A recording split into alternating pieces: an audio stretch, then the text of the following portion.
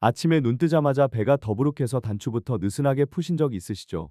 가스가 차는 느낌에 숨이 짧아지고 커피 한 모금에 속이 더 답답해지는 그 순간요. 화장실 리듬이 한번 무너지면 하루가 줄줄이 꼬입니다. 출근길엔 계속 신경 쓰이고 점심엔 배가 부풀어 옷이 답답하고 오후엔 컨디션이 툭 내려가죠. 오늘은 유산균 추천 5개 내돈내산 리뷰를 딱 체감 중심으로 정리해드리겠습니다. 왜 실패했는지, 무엇을 바꾸면 달라질 수 있는지 곧바로 써먹을 해결책도 바로 이어서 드릴게요. 해결의 핵심은 생유산균이 장까지 도달해 체감이 생길 기회를 만드는 제품 선택과 섭취 루틴이라고 분명히 말씀드리고 싶습니다. 후기가 좋은 유산균 제품 5개를 직접 먹어보고 기준으로 비교해봤고, 오늘은 그 비교에서 드러난 선택 기준과 결론을 압축해서 설명해드리겠습니다. 5개를 돌려본 뒤에 남는 건 브랜드가 아니라 습관이었습니다. 유산균은 내 장에 도착하기까지 꽤 긴 코스를 달리거든요. 그 코스를 덜 흔들리게 만드는 기준이 있고요. 그 기준을 기준답게 보여주는 첫 번째가 SQ제약 프로바이오틱스입니다. 바로 핵심부터 풀어드릴게요. 제가 먼저 말씀드릴 제품은 SQ제약 프로바이오틱스 유산균입니다. 내돈내산으로 먹어보면서 가장 먼저 체크한 건 딱 하나였어요. 살아서 도착할 조건을 제품이 만들어주느냐, 그리고 제가 그 조건을 루틴으로 지켜줄 수 있느냐요. 유산균은요, 숫자만 잔뜩 써 있다고 해서 자동으로 체감이 오는 게 아닐 수 있습니다. 왜냐하면 일반 유산균은 배송이 상온으로 오는 경우가 있거든요. 여기서부터 작은 균열이 시작됩니다. 열과 습도는 유산균에게 꽤 민감한 환경이라서 배송과 보관이 흔들리면 생존율이 떨어질 수 있고, 생존율이 떨어지면 내 몸에서 체감이 어려울 수 있습니다. 내가 예민한 게 아니라 애초에 장까지 도달할 기회가 얇아졌을 수도 있다는 뜻입니다. SQ제약 생유산균은 이 포인트를 배송부터 잡으려는 쪽이었습니다. 드라이 아이스 포장과 아이스박스로 배송 완료까지 차가운 상태를 유지하려는 방식이더라고요. 한마디로 유산균이 출발선에서 힘 빠지지 않게 최대한 컨디션을 유지시키려는 방향입니다. 이 부분이 저는 꽤 설득력 있게 느껴졌습니다. 그리고 먹는 과정에서도 장벽 하나를 더 세워놨습니다. 캡슐 형태라 먹기 편한데요. 그냥 캡슐이 아니라 위산과 담즙으로부터 보호하기 위해 특허받은 사중 코팅 캡슐을 개발해 사용한다고 안내되어 있습니다. 장까지 가는 길은 생각보다 거칠어요. 위산은 강하고 담즙도 만만치 않습니다. 그 길에서 사균되는 걸 줄여주는 역할을 기대할 수 있다는 흐름이죠. 물론 체감은 개인차가 있을 수 있지만 최소한 구조적으로는 납득이 되는 설계였습니다. 또 하나, 유산균만 딱 넣고 끝이 아니라 아연과 셀레늄이 함께 들어 있습니다. 아연은 정상적인 면역 기능에 필요하다고 알려져 있고, 셀레늄은 세포 보호와 관련된 영양소로 이야기되죠. 저는 이런 구성은 유산균 루틴을 만들 때 심리적으로도 든든함을 주는 편이라고 봅니다. 그리고 소비자 연구협회 주간 소비자 만족도 대상 수상 포인트도 있더라고요. 이런 문구가 무조건 모든 사람에게 동일한 결과를 보장한다는 뜻은 아니지만 적어도 꾸준히 선택받아온 흔적은 될 수 있습니다. 제약회사 제품이라는 점도 후기에서 자주 보이는 인식 포인트였습니다. 믿음이 간다, 안정성이 좋아 보인다, 부작용 걱정이 덜하다고 느낀다, 이런 감정이요. 여기서도 한 가지는 분명히 해야 합니다. 의학적으로 단정할 수는 없고 치료나 완치 같은 표현을 할 수는 없습니다. 다만 누군가에게는 도움이 될 수 있고 누군가에게는 체감이 다를 수 있습니다. 이 솔직함이 오히려 유산균 콘텐츠에서 가장 중요하다고 저는 생각합니다. 단점도 말씀드릴게요. 솔직히 가격은요, 타 제품보다 체감상 3,000원에서 5,000원 정도 더 비싸게 느껴질 수 있습니다. 냉장 배송 방식과 캡슐 코팅 같은 요소가 들어가면 그럴 수 있겠지만 지갑 입장에서는 확실히 고민 포인트죠.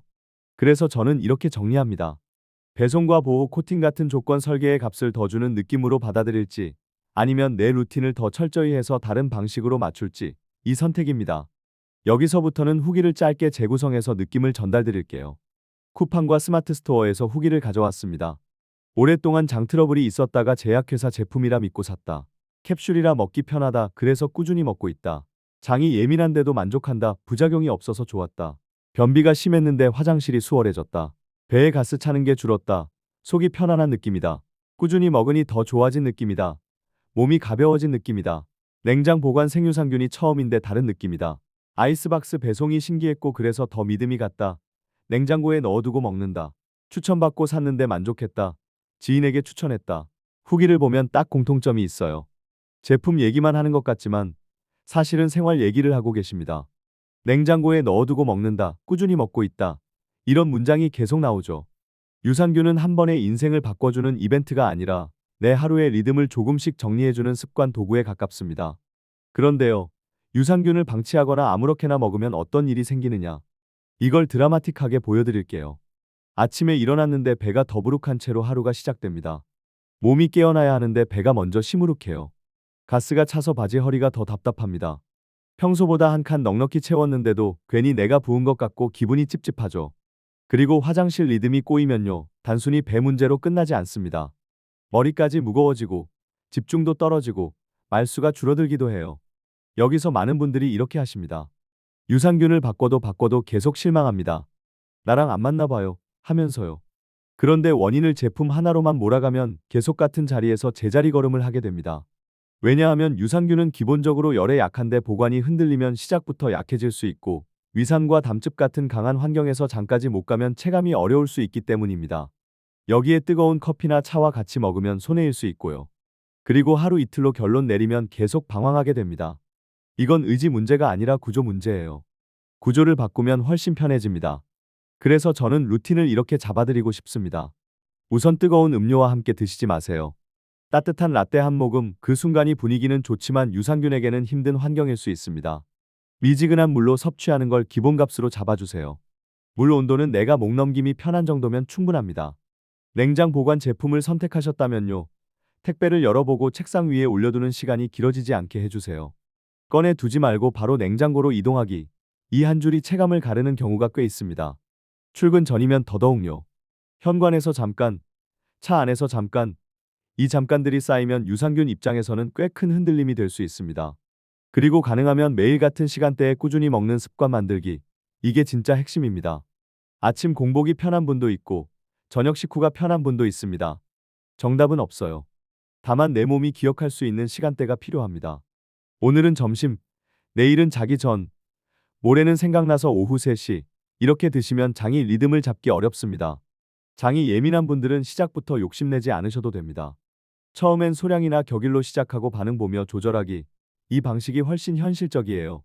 갑자기 뭔가를 늘리면 몸이 놀랄 수 있고 그러면 또 괜히 불안해지거든요. 천천히 대신 꾸준히요. 또 하나요. 여러 유산균을 동시에 섞어 먹지 말고 한 제품을 루틴으로 가져가기. 이걸 꼭 지켜주세요. 이것저것 좋다는 걸 한꺼번에 넣으면 내 몸이 무엇에 반응하는지 기록이 안 됩니다. 결국 내 몸을 알아가는 속도가 느려져요. 저는 루틴을 만들 때 한 제품을 최소 몇 주는 잡아두고 내 컨디션과 배의 반응을 보면서 조정하라고 말씀드립니다. 항생제를 드시는 분들은 시간 간격을 두는 방식 고려하기도 필요합니다. 항생제는 세균을 억제하는 목적이 있으니 유산균과 같은 시간에 몰아넣으면 서로의 의도가 부딪힐 수 있습니다.